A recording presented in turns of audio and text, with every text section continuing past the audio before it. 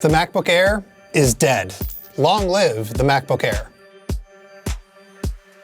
Here it is. At long last, Apple has finally redesigned the MacBook Air with a more modern design and, yes, a Retina display.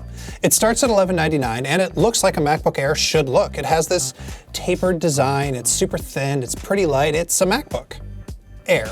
If you're thinking about this new MacBook Air, you probably have been hanging on to your old MacBook Air.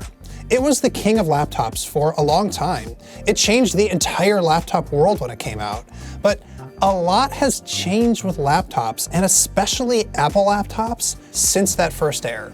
So I want to talk about what's different now about laptops and how Apple has taken all of that stuff and applied it to this new MacBook Air. First, ports. This technically has 3 of them, a headphone jack, thank God, and 2 Thunderbolt 3 USB-C ports. That's right, MagSafe is gone, so be careful not to trip on the power cord. There's also no SD card slot. Sorry. The trade-off is that USB-C is used to charge lots of things now, and you can even power up off a battery pack if you want to. And if you have the right hub, you can plug just one cable into your laptop when you sit down on your desk to connect to a display, power, and a bunch of other accessories. But that means you're also going to have to deal with dongles when you plug in stuff like your iPhone. Sorry again. Second is screen. The MacBook Air has a Retina display. It's 2560 by 1600 pixels, which means everything is much sharper and better, though you should know that the screen is glossy now, and it's not quite as nice as what you get on the Pro laptops. Still, it's a huge upgrade over the old Air. The bezels are way smaller now, and they're black, but the screen doesn't go quite edge to edge like other Windows laptops do. Now, the last thing I should mention about the screen is it doesn't quite get as bright as I'd like it to. It's been fine even in pretty bright rooms indoors, but I found myself cranking up the brightness to almost the max level way more often than I usually do. Third is the keyboard. Apple has been trying to get this new keyboard design right for a few years now. Now, what you need to know is that the keys, they don't travel very far, and it sounds kind of clacky and loud. This 3rd generation Butterfly keyboard, it is a little bit quieter than it used to be, but more importantly, it should also be a little bit more dust resistant than before, because that's been a problem with MacBook Pros, and hopefully it's solved now. Overall, I'm basically fine with it, but you should know it does take a little while to get used to. Oh, one more thing, there's no silly touch bar, touch screen thing on the keyboard. It's just function keys that do what you want them to do when you want them to do it. Fourth is Touch ID. You can log in with your fingerprint, and it's fast and easy to use. It's 1,000 times better than typing in your password. Now, it's not as convenient as what a lot of Windows laptops have. They let you unlock with your face, sort of like an iPhone does. But it's still a big upgrade, and inside Touch ID is powered by this super secure T2 chip that also handles a few other security functions. Fifth, trackpad. It's huge now, but don't worry about accidentally tapping it. It's really good at avoiding that. It's also a force touch trackpad, which means that you can click on it anywhere, even on the top, and it just works. Now, this trackpad isn't quite as big as the ones that come on the Pro models, but it is really accurate.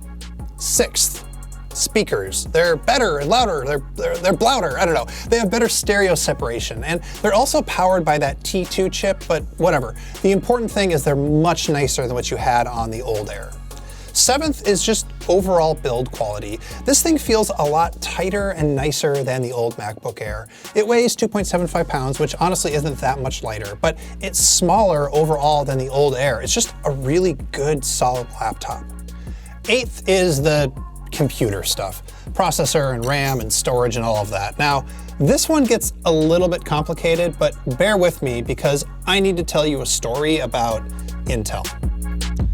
Oh, Intel. If you haven't been following laptops, you just need to know that Intel has had not a great few years. Compared to how processors have advanced on phones, Intel's progress on laptop and desktop chips has been much slower. So the processor on this new Air is a dual-core 8th gen Core i5, but it's something called a Y series version of that chip, which means that it's lower power and not as fast as the desktop class U series that you can find on some other laptops. Bottom line, is this faster than your old Air? Yes, but it's not that much faster, and in some ways it lags behind other Windows laptops. you can do all the same stuff that you can do in your current Air. So I've been running a half dozen apps at a time, along with more than a dozen tabs in Chrome, and everything is pretty okay. I think for what most people will do with this laptop, it's fine. So if you're hoping you're gonna be able to step up and get way faster video editing, nah, not so much. The fans are gonna spin up and you're gonna have a very long wait for your export. And the same goes with something like processing raw photos or doing anything that relies heavily on multi-core processing, because again, this Air only has 2 cores. Those kinds of tasks are gonna bring this thing to a chug, way easier than will happen on a MacBook Pro. As for battery life, well, I have to say that I haven't had quite enough testing time to give you like a number in hours that I can be really confident in.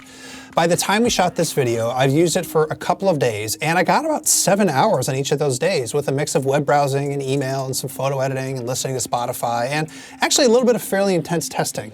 So that's pretty good, but I don't think you're gonna get Apple's claimed 12 hours of web browsing time. It's not a battery life champ, basically, but I am very confident in saying it's gonna last longer than your decrepit old battery on your old MacBook Air.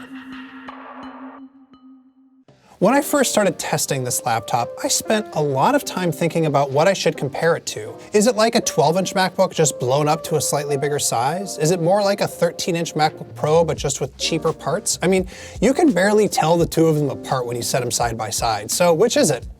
Actually, I think it's both of those things. It's a really nice laptop. Do I wish that Apple had found a way to maybe make a slightly less expensive laptop? Well, yeah, I kinda do. You can get an iPad or a Windows laptop or even a Chromebook for a lot less that does almost everything this does, except for one thing, and that one thing is running macOS. Look, here's the deal. People like the Mac. It's great to have a computer that does all the computer stuff you want in a way that you're familiar with.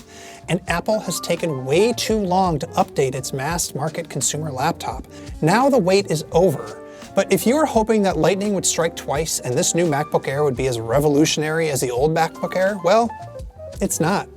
It basically is a MacBook that finally includes all the stuff that has been happening with laptops for the past few years. A lot of people just want a good, modern, reliable Mac. Nothing fancy really, they just deserve something that's up to par. And for those people, everybody that's been hanging on to that old MacBook Air, this is a nice upgrade. It's par for the course, but you know what? That's probably enough. Hey everybody, thank you so much for watching, and let me know in the comments, do you think that Apple did enough to update the MacBook Air this go around? I think the answer is probably yes, but I'm curious to know what you think. And if you're interested in the iPad Pro, we just reviewed that thing yesterday, and in some ways it's vastly more powerful on this laptop, so you should check that video out.